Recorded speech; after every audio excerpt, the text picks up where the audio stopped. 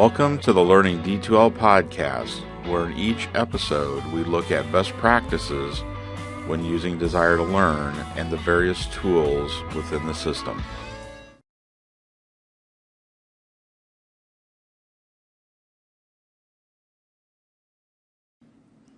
In this podcast, we're going to look at best practices for email settings within Desire2Learn. Once you've logged into the system, in the menu bar, you go to the envelope icon and click on it, and then select Go to Email. A page appears here where you can compose a message and send it to a student or anyone else in the system, and this is probably not the best place to send mail. You have to know the email address of the person you want to send the message to. So for students, the better place is probably the class list or the grade book or somewhere else. The important thing here is the settings link and the sent mail button. I'm going to go ahead and click on the settings link. And under email options, I want to have a check here so that it saves a copy of each of my outgoing messages. If I do not put a check here, I will not have copies of messages I send out of the system unless I carbon copy myself. But if you want to have messages saved within the system so you can go back and see the list of messages, you want to have a check in this first box. The second box is a place where you can have yourself carbon copied on every message you send out of the system.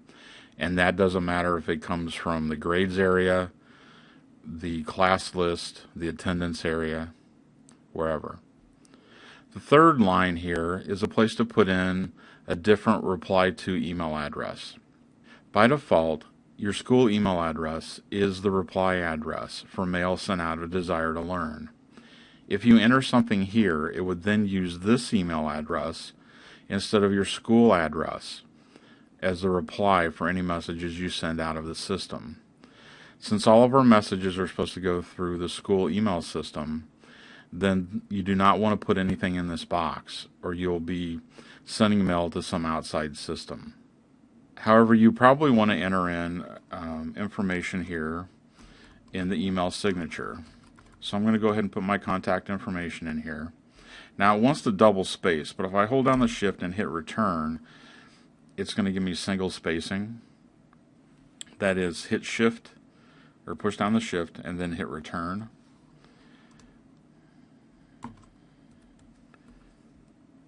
Put my room number and the school address.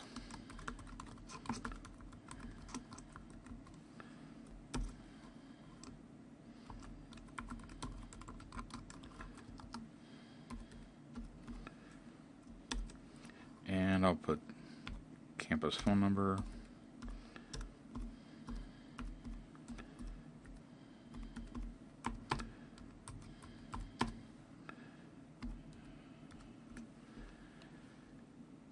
Okay, and then I'll go ahead and click Save. And I now have an email signature that appears. And if I click on Sent Mail,